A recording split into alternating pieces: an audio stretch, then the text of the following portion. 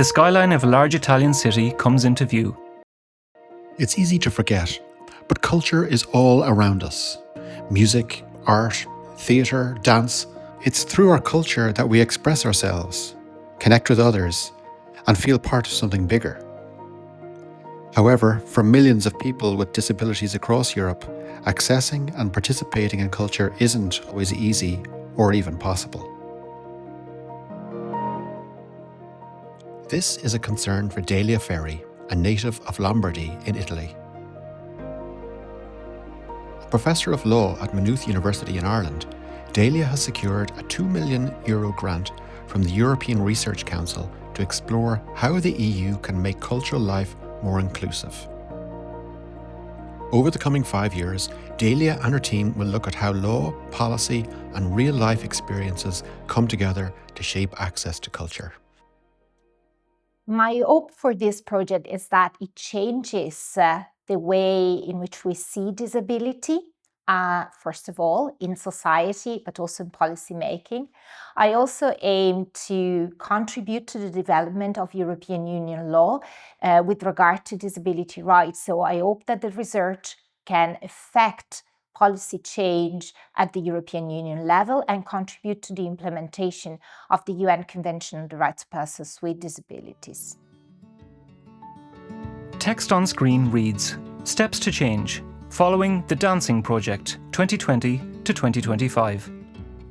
2020, Beginnings. Now, some scenes from the campus of Maynooth University bathed in warm sunlight.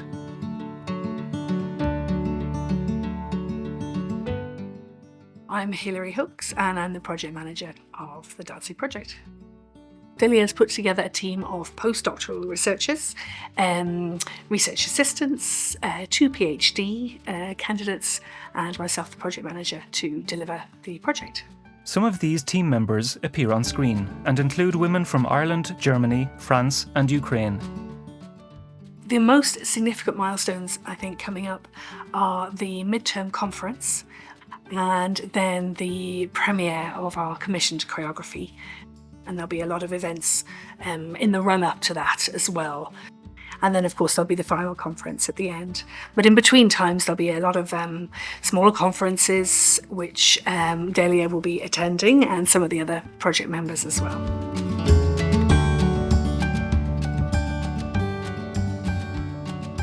The Dancing Project will do 3 things.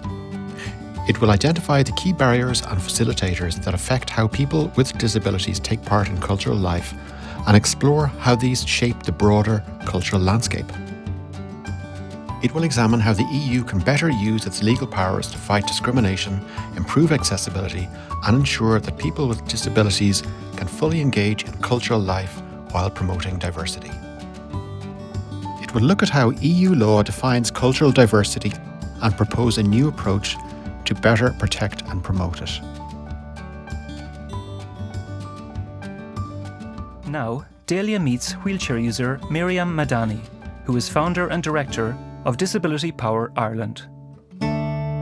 For us, that's the main thing that's missing in the media, in culture in general, it's visibility. So people have absolutely no idea how many of us there are out there. We're over 10% of the population.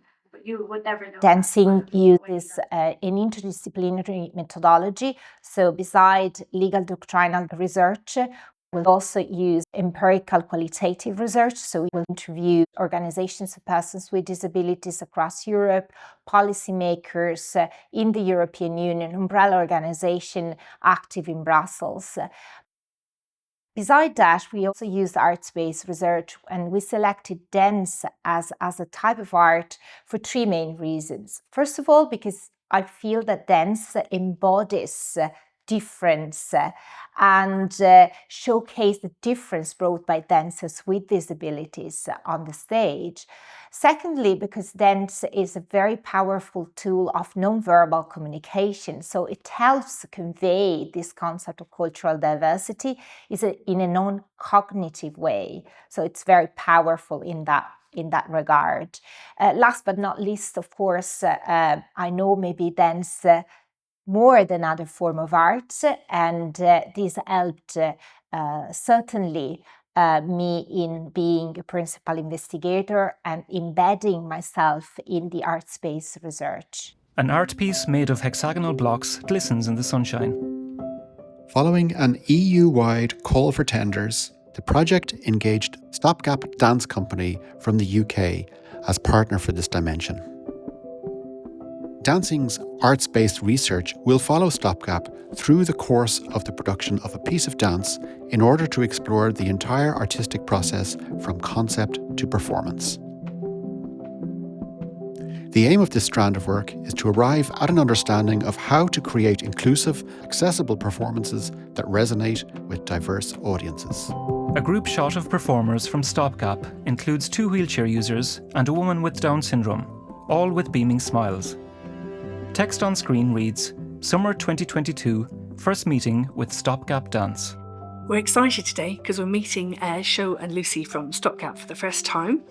And of course our collaboration with them is a really big part of the project, and it's one that the general public will see, will get a sense of the most as well. So we're kind of apprehensive and excited, and they're joining us today for a workshop in inclusive dance, so we'll hear a little bit about what they want to say. Hi.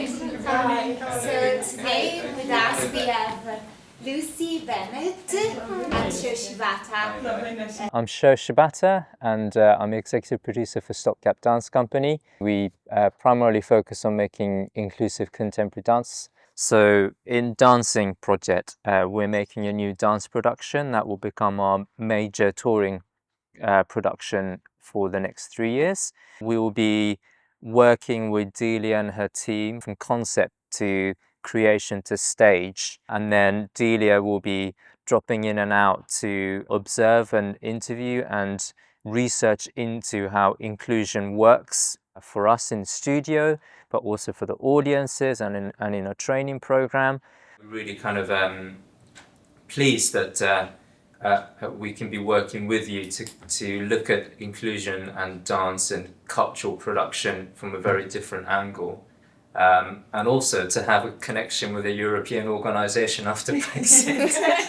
The production's working title at the moment is Lived Fiction, because many of us have been in this world for 20 years. My name's Lucy Bennett. I'm the Artistic Director of Stopgap Dance Company. We employ disabled and non-disabled creatives to collaborate and deliver inclusive dance productions and experiences.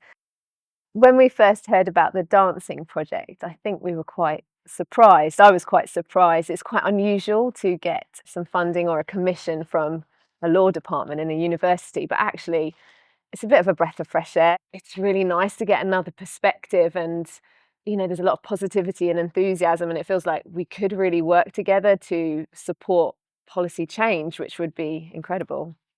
This really speaks to the ethos of this project, understanding barriers and facilitators to access from all the point of view, but it also interjects the overall objective, which is about cultural diversity and diversity on stage, diversity in the audience, diversity in the market as well. So I really think it would be a great collaboration. So I'm absolutely delighted.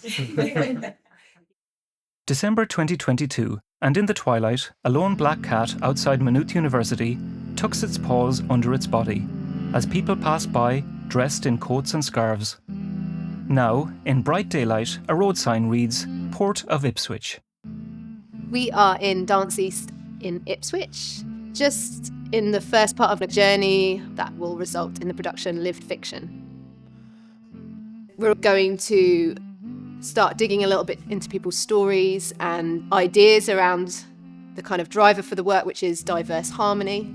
And today and tomorrow we're going to work on some solo material for the dancers. Beats, like a freeze, and then go. Yeah. So it doesn't have to slow the transition.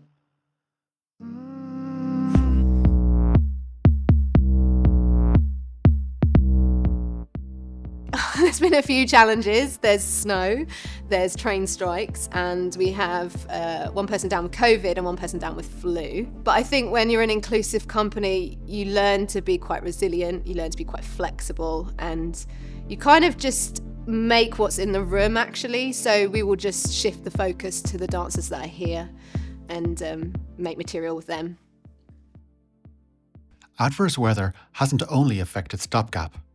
Delia and Anne had planned to come to Ipswich to observe rehearsals and to conduct research interviews with dancers. However, travel disruptions mean they will now have to wait until February before they can conduct this work. Now, the interactions of two dancers sitting on a studio floor are described by Lily. Turning her head forwards again, Mo scoops in her palm to press down into the floor, bringing herself to her knees as he sinks low behind her. She stares out, right arm held strong across her chest, a shield. He rolls around, coming to his knees behind her, clasps his hands behind his head.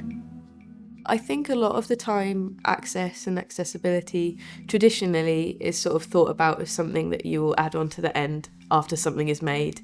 But what we're doing, particularly in this production, is thinking about access right at the same time as we're thinking about like choreography, at the same time as we're thinking about music and sound, at the same time as we're thinking about costumes and lighting.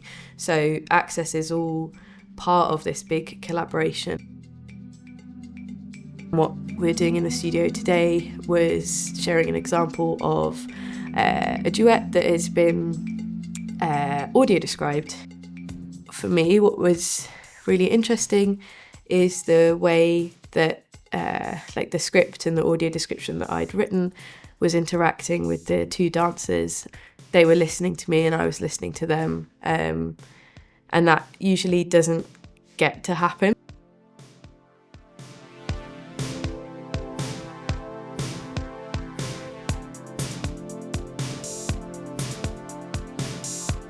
The exterior of the dance studios in Ipswich slowly fades from view. Now, the twin chimneys of Poolbeg pierce the Dublin sky. Downtown, some swans paddle peacefully in the Liffey. Text on screen reads, February 2023, work in progress, public sharing, at Dancehouse Studios Dublin. Now, project manager Hilary Hooks again. So Stopgap Dance Company are coming over to Ireland for the first time, and they are doing a sharing of their work in progress. So we get to see what they've been working on, and we're also going to be showing that to some members of the public as well to see what they think of it. A dancer incorporates his wheelchair into his performance. The purpose of this event is primarily for us to see that what the project wanted to get out of this commission is really happening, to make sure that our vision and Stopgap's vision are kind of lining up. But also we want to get audience feedback with a survey, and we're hoping that they'll be able to give us some direction in terms of improving the inclusivity of it, and also to make sure that the artistic element isn't being compromised by the inclusive aspects, but rather that it all ties together and makes something creative and all beautiful. Hips, spine, head. But this, he says, is what lets him move confidently, be lifted, throw himself. The dancer screeches to a stop in his wheelchair, then glides backwards. Notice how through curving forwards, driving his head down and snaking it up propels him further. His wheels pointing towards the ceiling and chest flat on the floor, he pushes himself back into the upright position. Two hands pulling to wheel backwards, zigzagging across on the right. I really enjoy and working in the inclusive dance company because we have time to work. We have time to work together because we have a different body and we have different shape. We have a different way to move, but we come together in one place and then to figure out how that we're gonna move and how that we're gonna float together so well. It takes time. Nadan Pone, senior dance artist at Stopgap.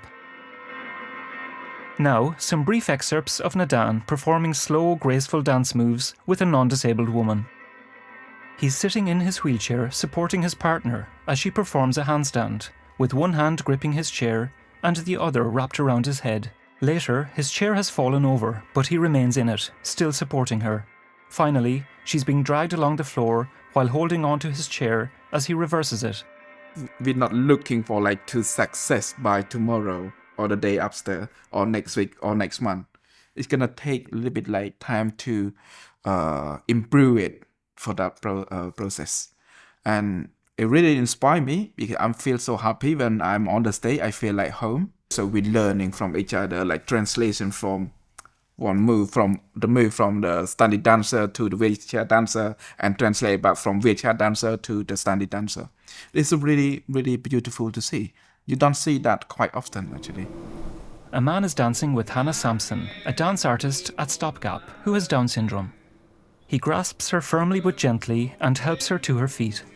She pushes him away softly by butting her head into his chest. We're all very different bodies, different personalities, different sizes, different heights and colour.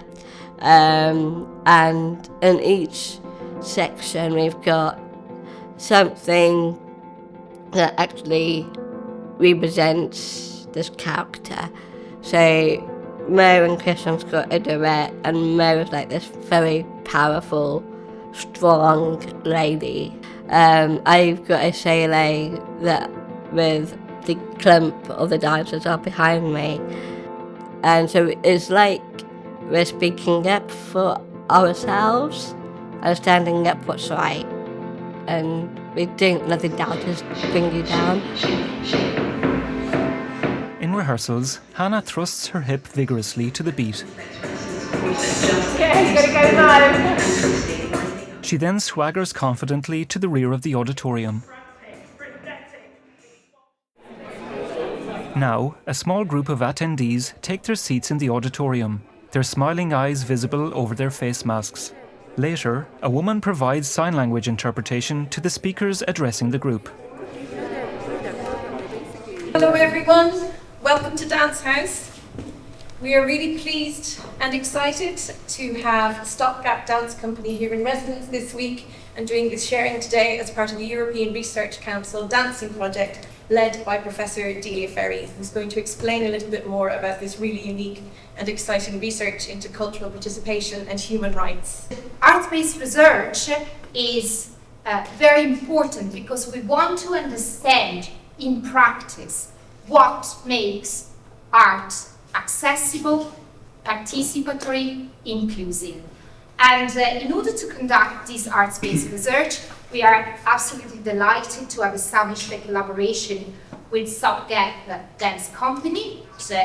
Today we will be sharing the work that Lucy and the dancers and the company have done so far. And to that end, we will ask you very kindly to fill in a survey at the end of the performance. Unity, individuality, celebrating self, uplifting each other. I'm really excited to see Stopgap in Dublin and to see them presenting their work.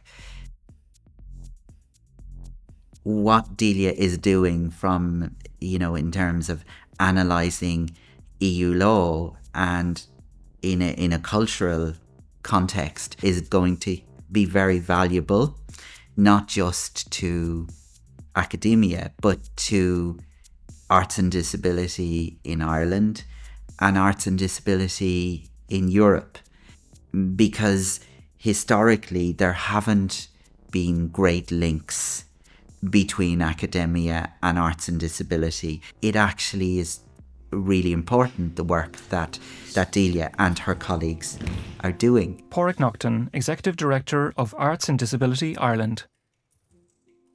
The dancers finished their performance by thrusting their bodies lifelessly against the dance floor, Nadan's wheel spinning horizontally. The attendees show their appreciation, some getting to their feet. The view pans back to the dancers, who take a bow, smile warmly, and wave at their audience with both hands. I think it went very well, and there was a lot of engagement from the audience. Everyone was really, really happy with the performance, and they were very appreciative that the company shared the work in progress. And it's really exciting because everyone was involved in the preparation, and we had a lot of meetings on this work in progress sharing, and it was great to be all here, all together to see this coming to fruition. A glimpse of Dublin at dusk shows iconic views like O'Connell Bridge, Liberty Hall and the Halfpenny Bridge. In daylight, a signpost for Maynooth comes into view. Text on screen reads, September 2023, Midterm Conference, Maynooth University. It will be hosted by Delia Ferry. Now, Tiernan McDonough, Research Assistant with Dancing.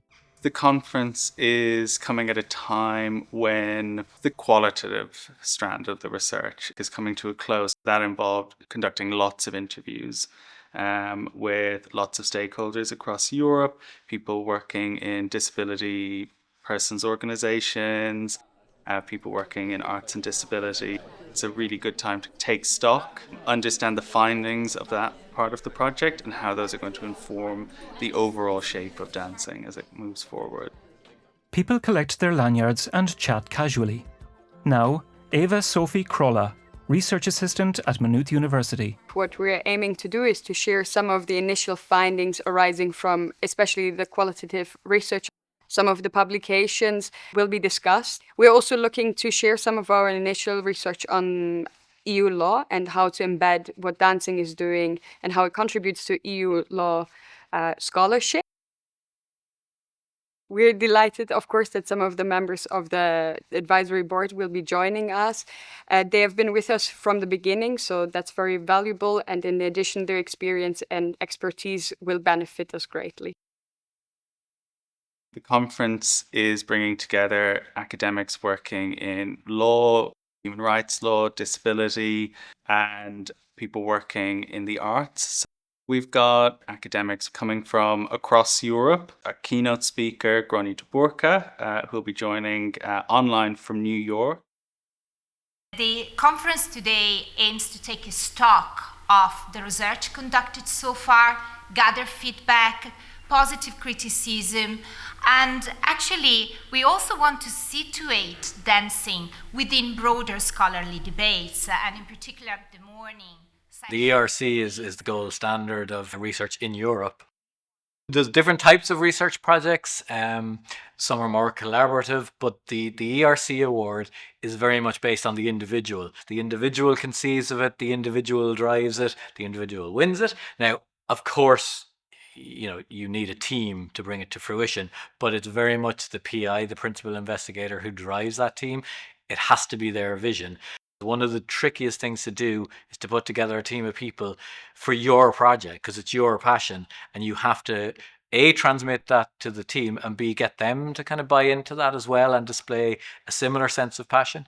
And I think that's what is really outstanding about Delia's achievement, is that she's managed to do that. She's managed to lead completely herself, her conception, her execution, but to build a team, if you like, in her image, that's equally passionate about it, and that is a real tribute to her. Professor Michael Doherty from the School of Law and Criminology at Maynooth University. Facing the attendees, an interpreter provides sign language while the men and women on the panel speak. Over the course of the conference, the panelists address the attendees enthusiastically. Visible on a large screen, a man is joining remotely. The performance, the concert in the evening, aims to be a showcase of how arts performances can be made accessible, both for performers and for the audience. We're excited to have several musicians with us, one singer with a disability, accompanied by another singer and a pianist. And we've embedded as much accessibility for the audience members as we could, including sign language interpretation throughout, as well as live audio description. So we hope that we can combine both the enjoyment of great art and accessibility. A formally dressed woman lowers her head and closes the fan she's holding. She then slowly turns away from the pianist and past the audience to face the suited man before her, and, holding hands, they both break into song.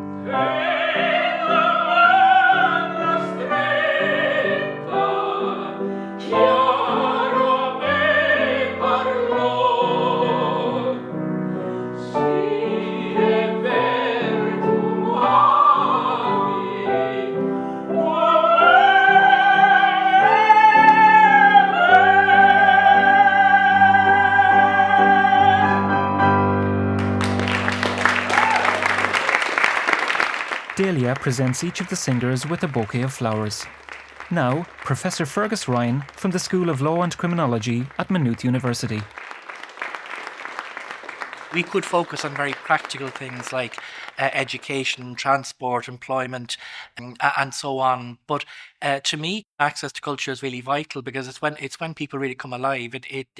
Culture is very much a window on the soul, and so for me, I think it's a really important project because it's allowing and facilitating people with disabilities to be full participants in the full gamut of society, including cultural and arts events, not just as consumers but also as producers and creators as well.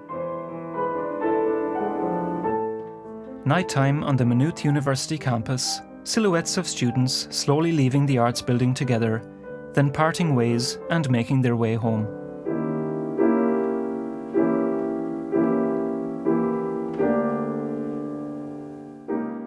The exterior of the Lyr Theatre slowly comes into view. Text on screen reads, April 2024, Lived Fiction Performance, Lyr Academy, Dublin. So we're here in the Lyr Academy Theatre in Dublin, getting ready for the world premiere of Lived Fiction, our commission choreography. It's a really exciting day. We've had this date in the calendar for a year or something like that, and I'm just delighted it's here today. Lived Fiction was developed as part of dancing, and it's based on the emerging findings of dancing as it's gone on. There's been a very fruitful dialogue between the creative team at Stopgap and the researchers.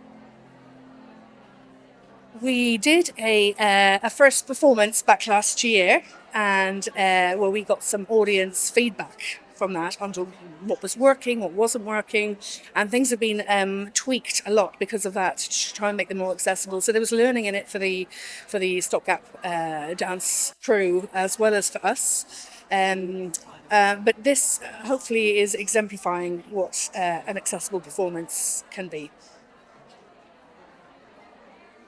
It's hugely exciting, of course. It's been a long process and sort of years-long collaboration. So there's a lot of emotion and excitement for this culmination really of the collaboration and of the piece to finally be staged fully.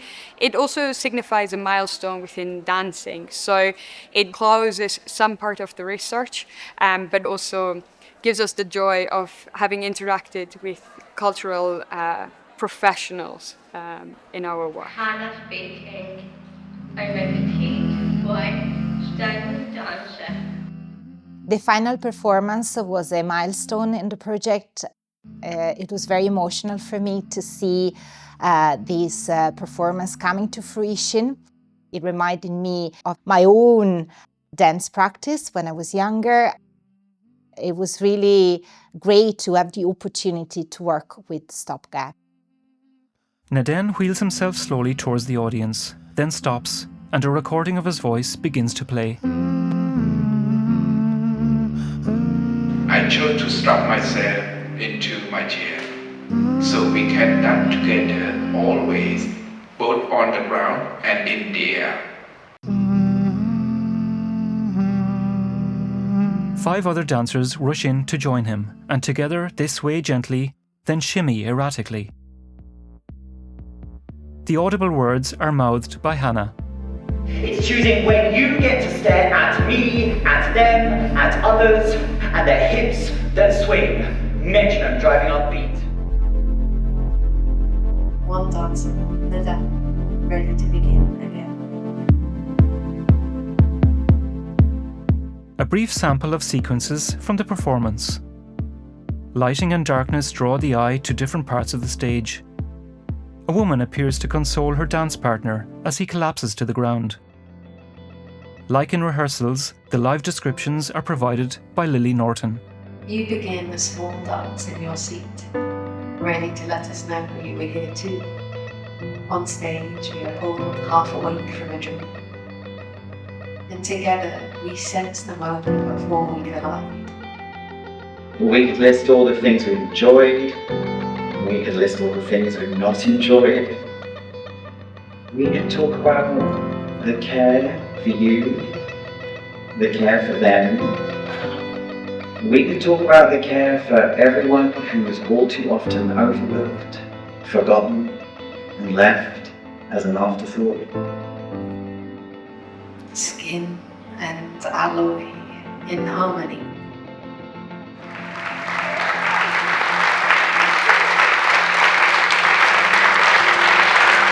The performers wave warmly at the applauding audience.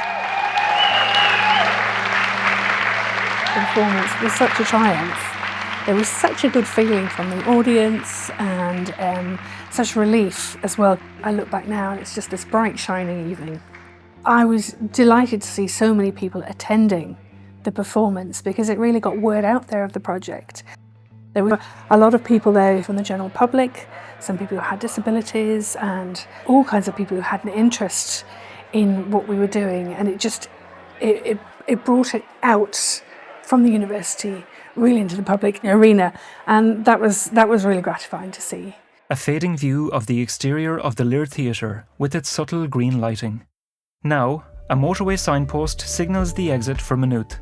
With the stopgap performance complete, the dancing team now focuses on the final stages of its programme of work.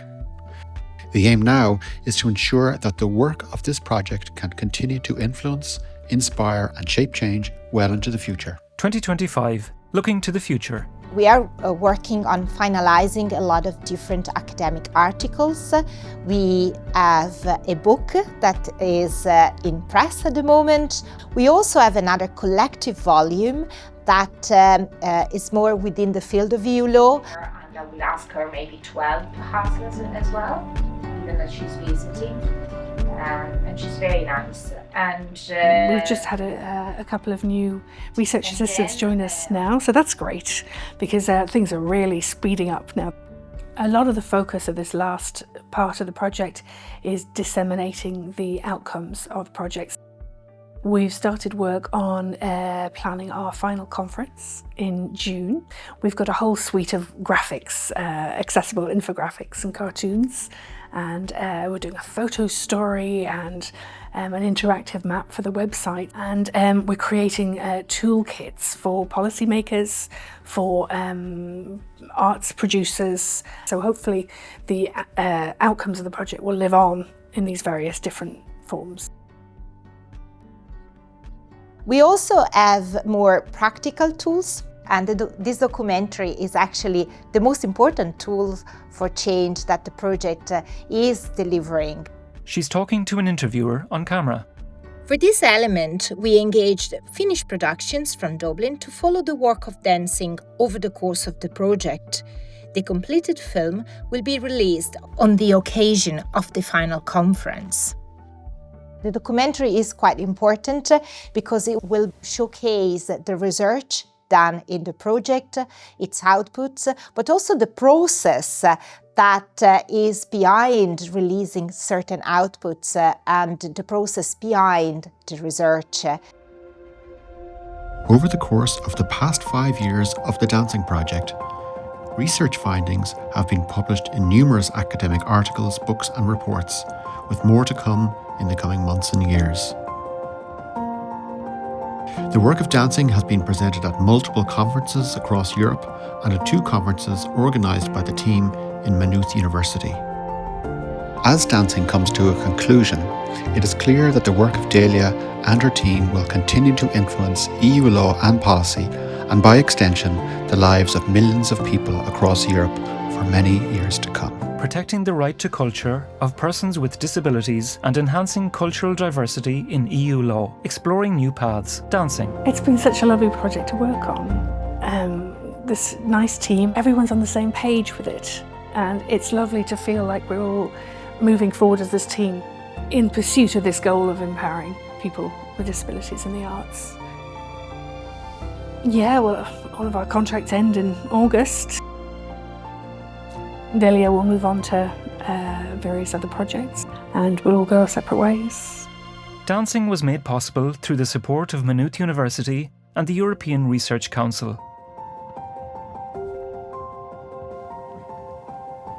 So, because these are difficult questions.